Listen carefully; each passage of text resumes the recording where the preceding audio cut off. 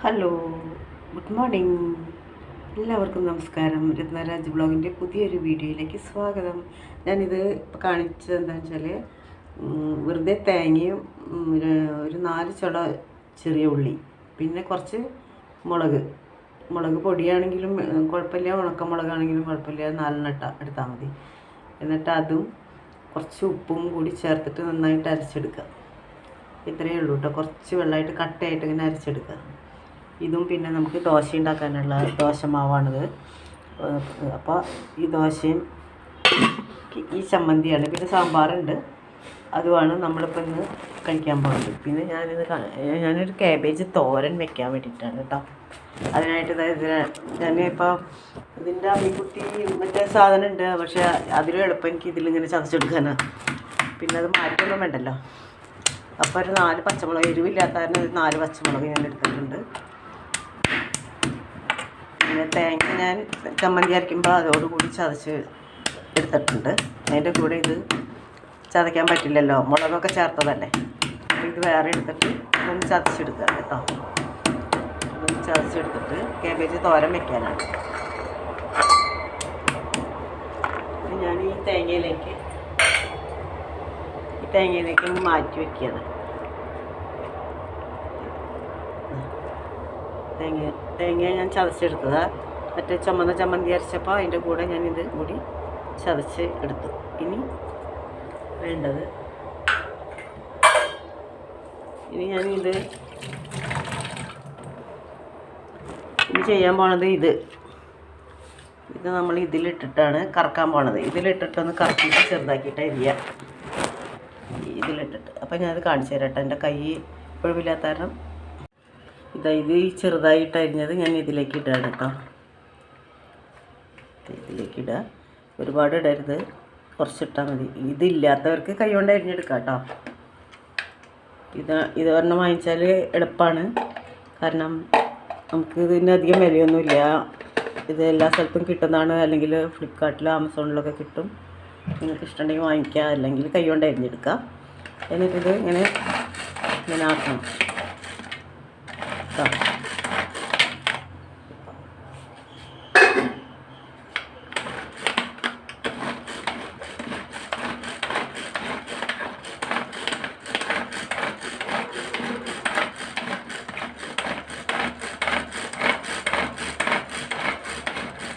ഇത് വളരെ ഈസി ആയിട്ടുള്ള കാര്യമായിട്ടോ. ഇതിങ്ങനെ വെറുതെ ഇങ്ങനെ കാണിച്ചാൽ മതി, അല്ലെങ്കിൽ മറ്റേതായിരുന്നു എടുക്കണം, അത്രയേ ഉള്ളൂ.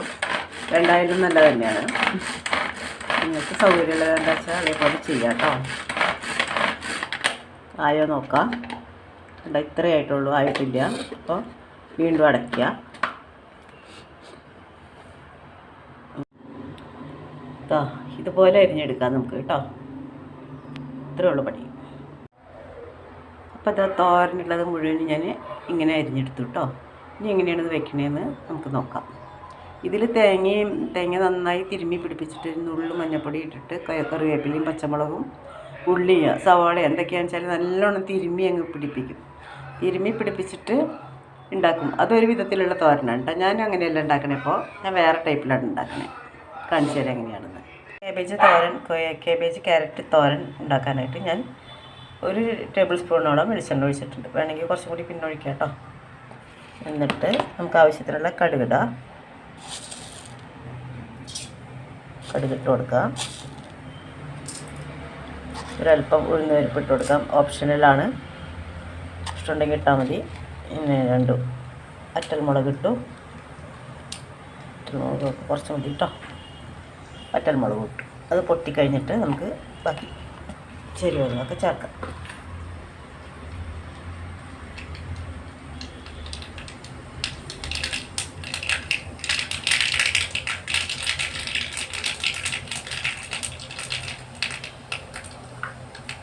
ഞാനിതായി തേങ്ങ ചതച്ചൽ ഇലക്കിട്ടു.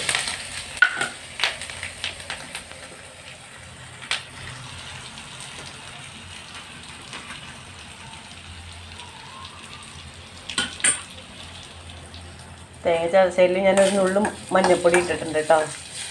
സ്വല്പം മഞ്ഞൾപ്പൊടി.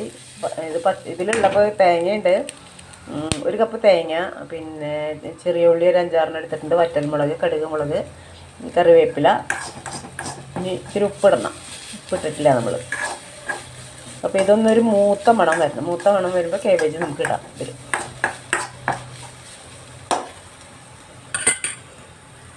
ഉപ്പിടത്തേക്കാം. ഉപ്പ് ആവശ്യത്തിന് ഇടാം. ഇനി ഇത്ര ഇട്ടിട്ടുണ്ട്. ഇനി നമുക്ക് നോക്കിയിട്ട് വേണമെങ്കിൽ ഇടാം. ചിലപ്പോൾ പാകമാവും, ചിലപ്പോൾ അല്പം കൂടി വേണ്ടി വരും.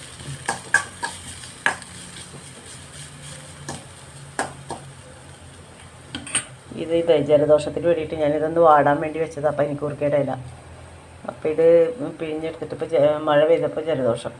അപ്പോൾ ഇത് പിഴിഞ്ഞെടുത്തിട്ട് കുറച്ച് രാസനാദിപ്പൊടിയും കൂടി ആക്കിയിട്ട് ഇത്തിരി ചൂടോടുകൂടി നമ്മുടെ നെറുകയിലാക്കിയിട്ടുണ്ടെങ്കിൽ പെട്ടെന്ന് നിൽക്കും. ഇപ്പം എനിക്ക് അത്ര വലിയ കുഴപ്പമില്ല. അതിനാണ് ഞാനത് അവിടെ വെച്ചത്.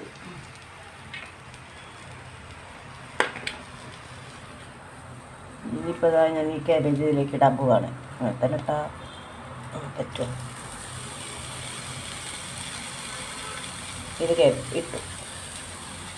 കാബേജ് ഇട്ടിട്ട് ഞാൻ മഞ്ഞൾപ്പൊടി മാത്രമേ ഇട്ടിട്ടുള്ളൂ. പച്ചമുളക് ചേർത്തത് കൊണ്ട് 4 പച്ചമുളക് ഉണ്ട്. അതുകൊണ്ട് നല്ല എരിവുണ്ടാവും. അതുകൊണ്ട് ഞാൻ മുളക് പൊടി ഒന്ന് തൊടിയിക്കാം. ഒരു കളറിന് വേണ്ടിയിട്ട് ഒരു ശകലം ഞാനൊന്ന് ഇടും മാത്രമേ ഉള്ളൂ. ഇനി ഇത് നമുക്ക് അടച്ച് വെക്കാം കേട്ടോ.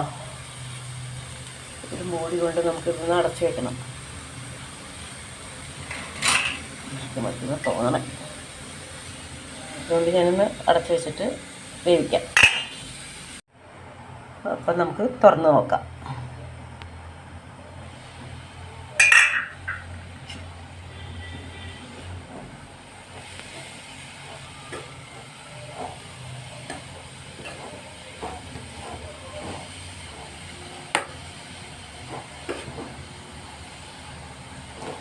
ഇനി ഇത് അടച്ച് വെക്കണ്ട കേട്ടോ. അടച്ച് വെക്കേണ്ട, വെന്തിട്ടുണ്ടോ.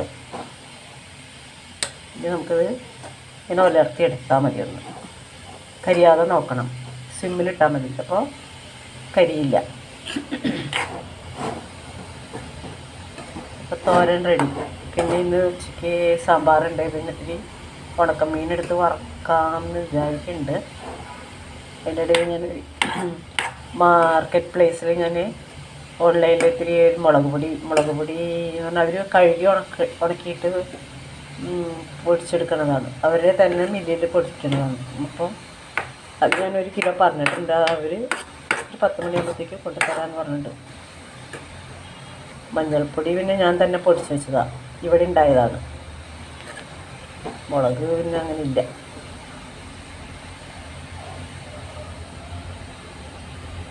Thanks for watching my video.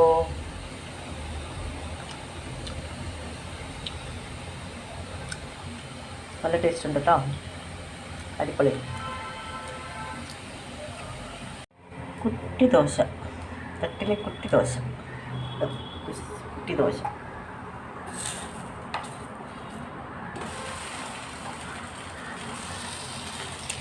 തട്ടിലെ കുട്ടി ദോശ, തട്ടിലെ കുട്ടി ദോശ, തട്ടിലെ കുട്ടി ദോശ, തട്ടിലെ കുട്ടി ദോശ. കുട്ടി ദോശ വേണ്ടായി. ഇത്തിരി പോയി ഒറ്റ കൈ ഉണ്ടാകുമ്പോൾ അങ്ങനെയൊക്കെ ഉണ്ടാവും. ഇനി വലിയ ദോശ. ഇനി റോസ്റ്റാണ് ഞാൻ ഉണ്ടാക്കാൻ പോണേ കേട്ടോ.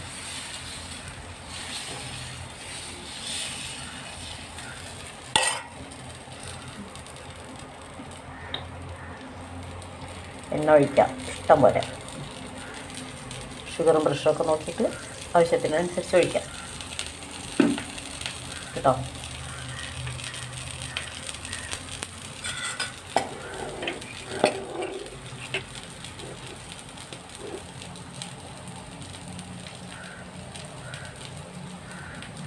അവിടെ കിടന്നങ്ങനെ മൊരിഞ്ഞങ്ങനെ ആയിട്ട് ആ ചമ്മന്തിയും കൂട്ടി കഴിക്കുമ്പോണ്ടല്ലോ എന്താ ഒരു ടേസ്റ്റ് നിങ്ങൾക്ക് പറഞ്ഞാൽ നിങ്ങളതേമാതിരി ചെയ്ത് നോക്കണം. ആ ചമ്മന്തി കൂട്ടി കഴിക്കണം കേട്ടോ. അത് ഇതിലാണ് ഇതിൻ്റെ ടേസ്റ്റ്. അത് അടിപൊളി ടേസ്റ്റാണ്. ഞാൻ വെറുതെ പറയല്ല. നിങ്ങളതൊന്ന് പരീക്ഷിച്ച് നോക്കണം കേട്ടോ. ഇത്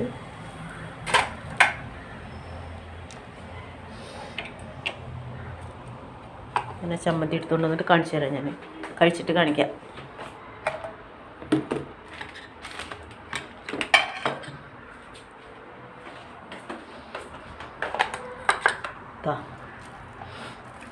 എന്താ ഒരു ടേസ്റ്റ് എന്നറിയോ. അപ്പോൾ ഞാൻ ഇതൊന്നും തന്നെ എടുക്കുകയാണ് കേട്ടോ. അതാ ചമ്മന്തി കൂട്ടി ഇങ്ങനെ വെച്ച് ഇങ്ങനെ